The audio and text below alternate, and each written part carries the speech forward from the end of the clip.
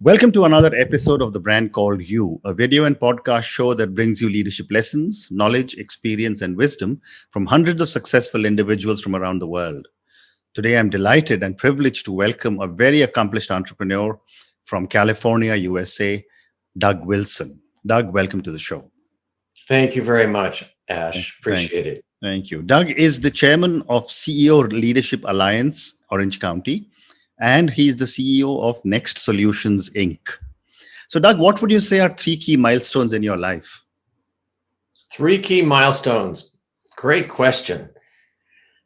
Well, there's more than three, that's for sure. But I'm sure. and I could probably, if you ask me tomorrow morning after breakfast, I'd probably come up with another three. I'm sure. But I can name three right now that come to the top of my mind. One is I have a unique education that when I was in college at Southern Methodist University in Dallas, Texas, SMU, I decided that I would major in what was then called industrial psychology.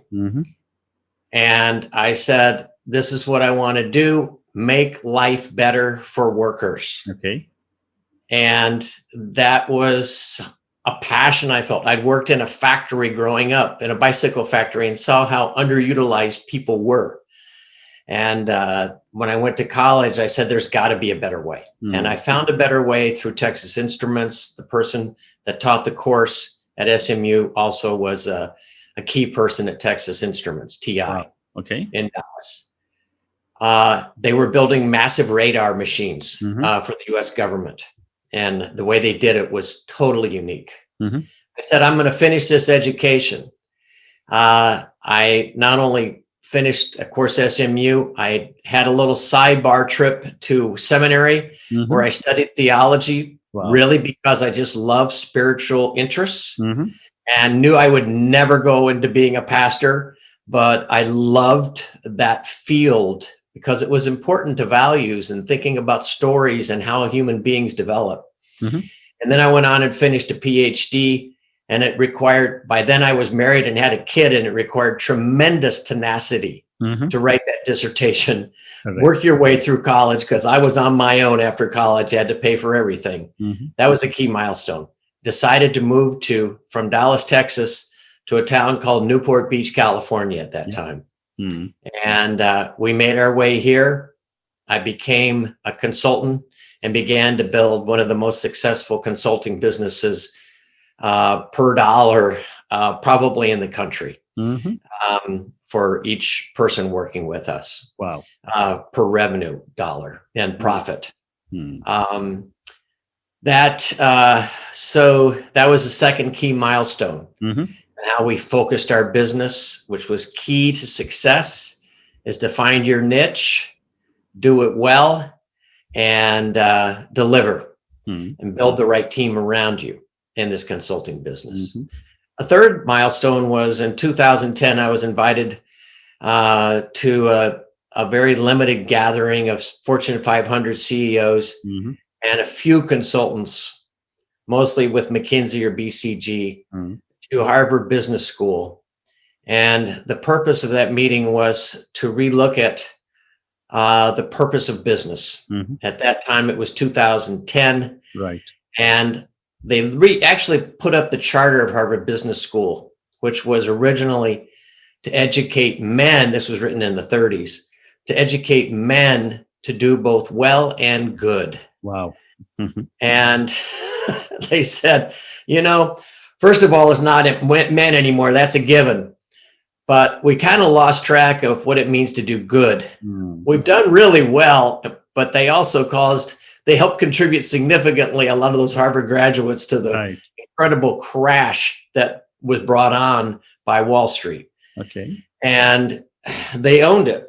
And they said, there's got to be a better way. And we started at that time, before anyone else was really talking about it. This is 2010. We talked about what a purposeful CEO is that has a multi-stakeholder approach to business, and that Milton Friedman's mantra, maximize profits, is not really the way the best CEOs live and think anyway. They think long term. Let's don't live by that mantra as the stated goal of business. There's something bigger. And that's the way the best CEOs live anyway. So we began to form an organization in Orange County. We piggybacked off that. The organization was called the Center for Higher Ambition Leadership. It started out of Harvard, but then it went on its own with a 501c3. I became an executive fellow with that. And then we branched into Orange County with a former Fortune 500 CEO and myself. We started what we called a group here of CEOs that were purposeful CEOs, wanted to make a difference in their community. And that led to what I'm doing today, being chairman of that. It was one meeting at a time, and now we're making a real difference in the region in Orange County, and not only Orange County, we're growing it around the country, which I'll tell you about more later. But that's been a key milestone. Fantastic milestones. So, Doug, let's now talk about what you just mentioned, your CEO Leadership Alliance. And you said that the objective is to do good. Help me understand, what are you doing in this alliance? Yeah. Well, it's really great. We were fortunate to have some outstanding CEOs in our county. Mike Musalem, he's the CEO and chairman of Edwards Life Sciences. He's ranked by Harvard, the Harvard Business School, and the Harvard Magazine as one of the top 13 CEOs in the country. Wow. And in the world, actually. So he's a great leader and has got really a commitment to the community, because he knows that to be a great CEO, you can't just be about profits. You got to be about your people. You got to be about diversity. You got to be about what it means to really care for the long term in a community. And we found others, Pacific Life. You may have heard that. They have the big whale that they show. They got very involved with us. Jim Morris, tremendous person. Then Western Digital, has 40% market share of all hard drive memory. All memory in the world is made by 40% is made by Western Digital. And they got very involved with Steve Milligan. So we were fortunate to get CEOs that we asked the question, would you like to continue giving individually through your own nonprofits and foundations?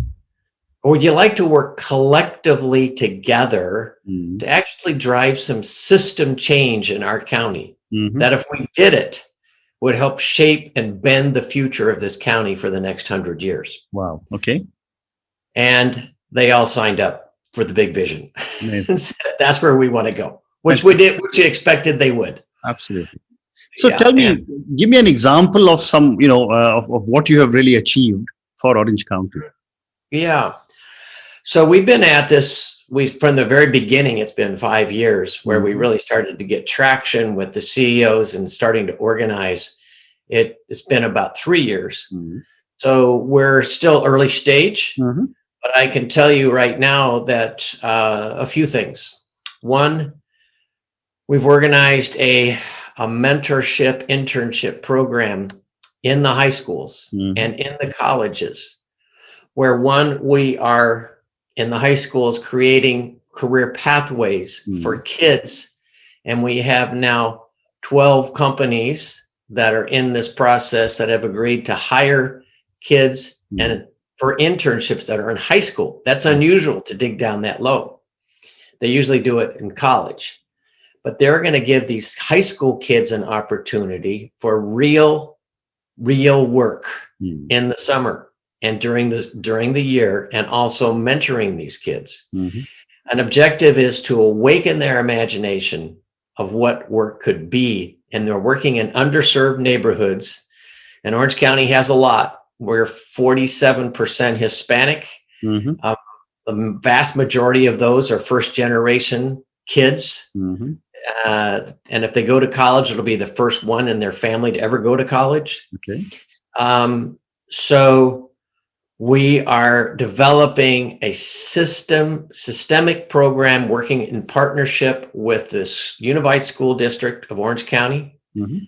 the 3 underserved high schools, and the made up highly diverse, poorer students. Okay. Mm-hmm.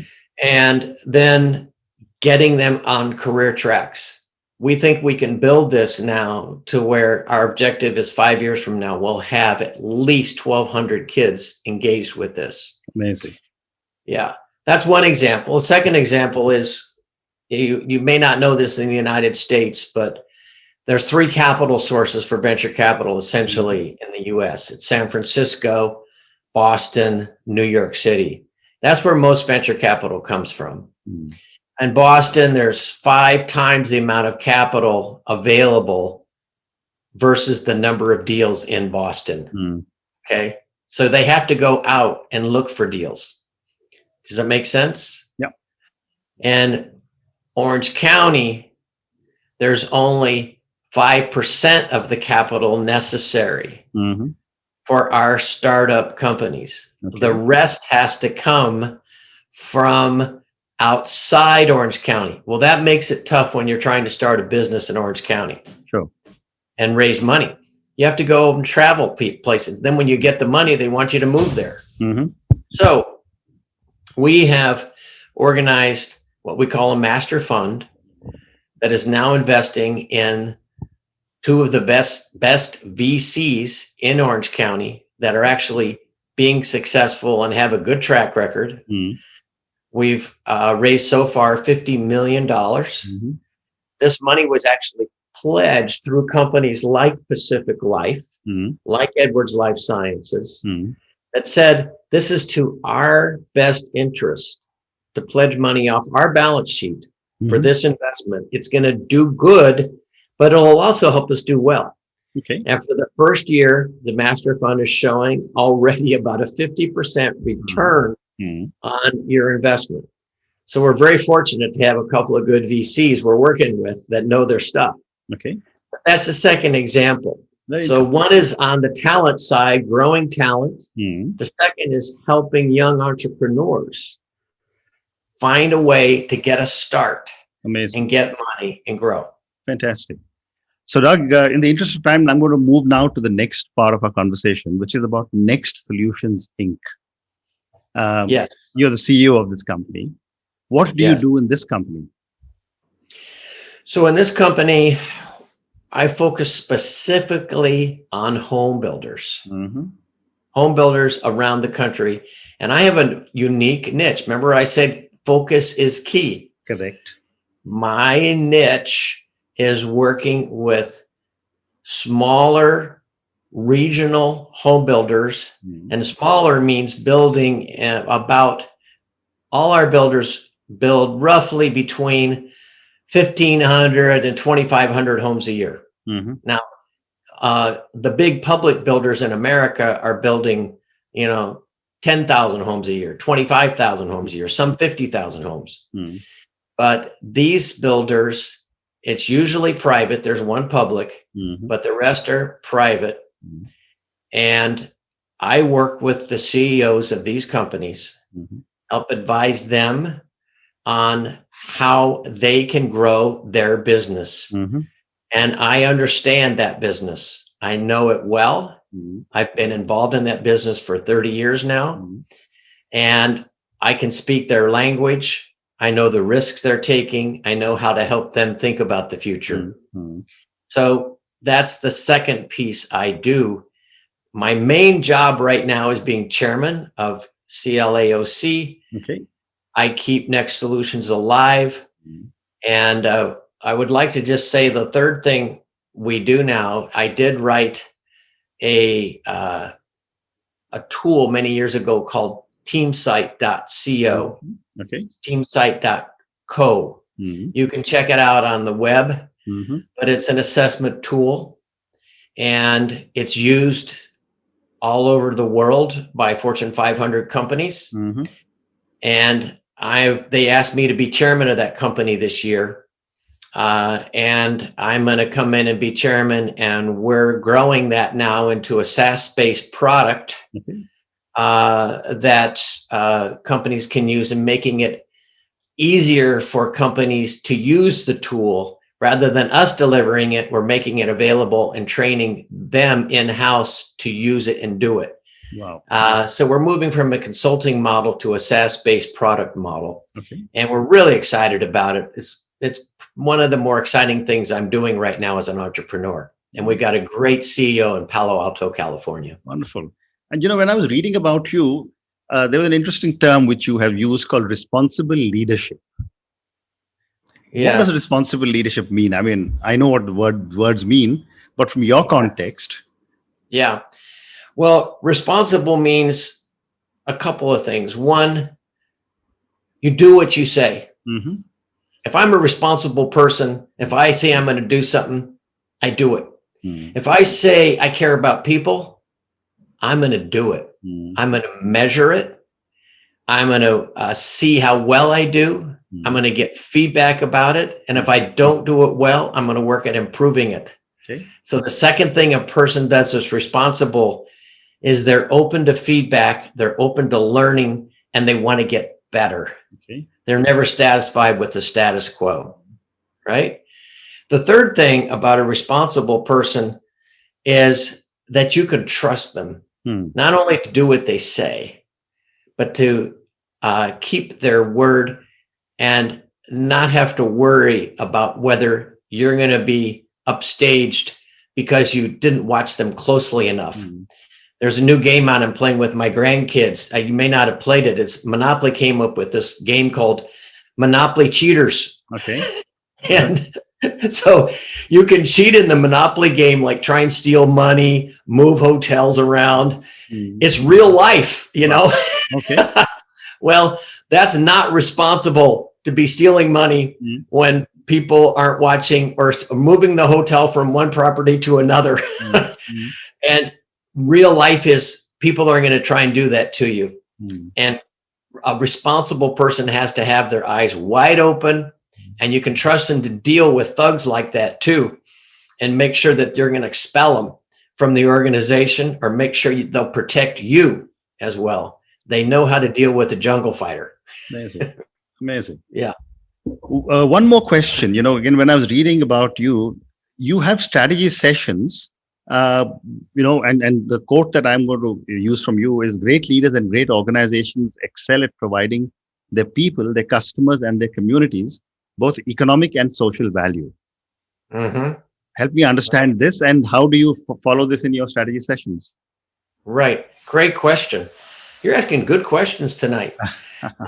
So if you're a purposeful leader, you want to help a company do well and good, right? And so that means create a high-performing organization, but an organization that thinks about the key stakeholders you want to work with. So that means, first of all, crafting a clear purpose statement. Part of strategy is crafting a clear purpose statement that has to be simple, easily understood, and you can implement it. So for instance, one of our builders, Brian Barr, Challenger Homes, Colorado. He's in both Colorado Springs and Denver. Largest builder in Colorado Springs. And he came up with his purpose statement. It's very simple, but it means a lot. It's make life better. That's their purpose statement. It's branded all over. It makes life better for their customers by designing a product. Not only designing the product well, but creating a tremendous customer experience for when a person buys a home. It makes life better for the employee. That you can work here, you can thrive, you can be paid well, extremely well in good times, but you will also be treated well and worked you will be worked with to achieve your best. Okay. And then third, they work in their community. Okay. They work with the homeless. They build homeless homes for the homeless. Mm-hmm. They're working with the city itself. Mm-hmm. And so they take service days out as a company. Mm-hmm. They're always asking themselves, how do we make life better? And did I make life better today for somebody? Okay. See how easy it is to live that purpose statement out? It's powerful. Very interesting. Very interesting. So, Doug, fantastic. Doug, I'm now going to move to the last segment of our conversation. Some questions for you personally. Sure. So someone who has, achieved so much, who's led such amazing organizations and teams, what are some of the core values you believe in? Mm-hmm. It's a great question again. The core values I would believe in is pretty simple for me, I guess, and you could try and be pat in this. So it's sometimes hard to even say because you don't want to be pat and trivial. But a core value is to try and do your best every day. I wake up and say, how can I deliver my very best?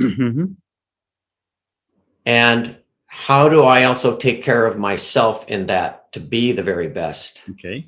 A core value for me is 6 days a week. I have 2 hours a day for me to work out, to enjoy nature, to go on a walk.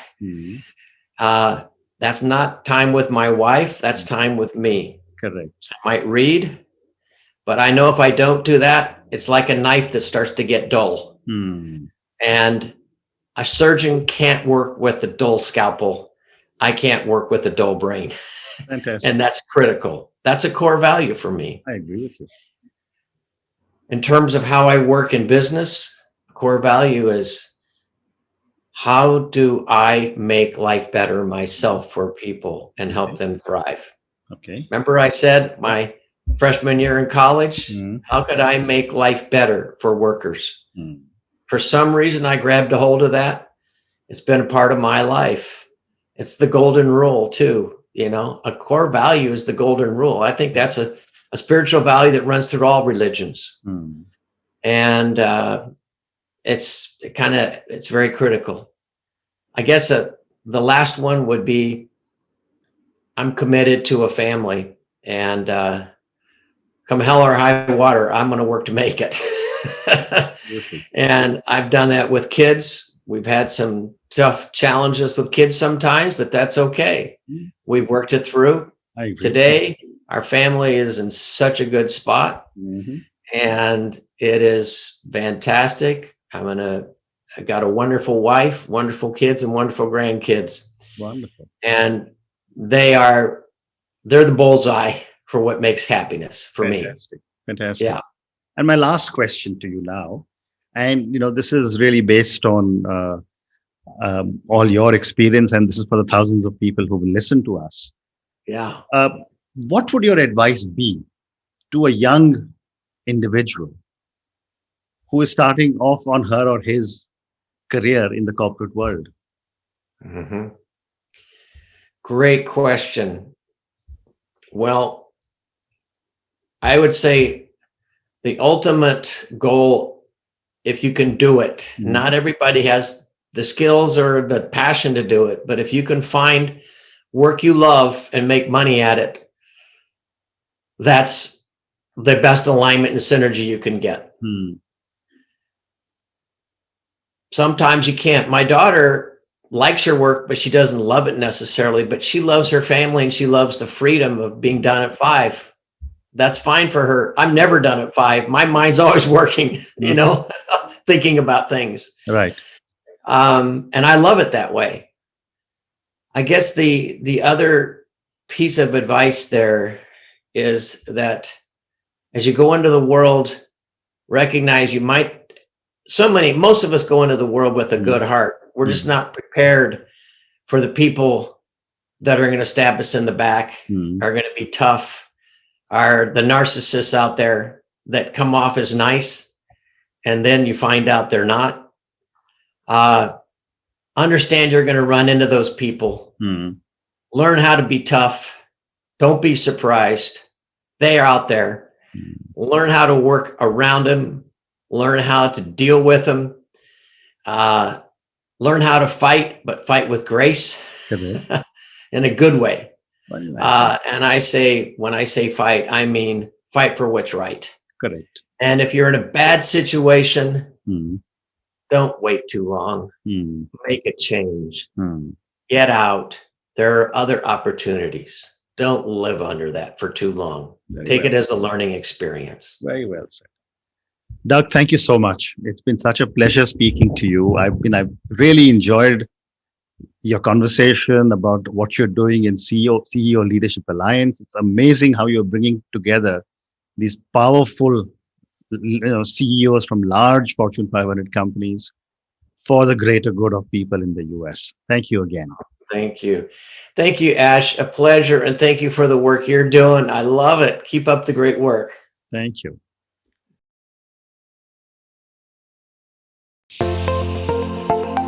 Thank you for listening to the Brand Called You videocast and podcast, a platform that brings you knowledge, experience, and wisdom of hundreds of successful individuals from around the world. Do visit our website www.tbcy.in to watch and listen to the stories of many more individuals. You can also follow us on YouTube, Facebook, Instagram, and Twitter. Just search for the Brand Called You.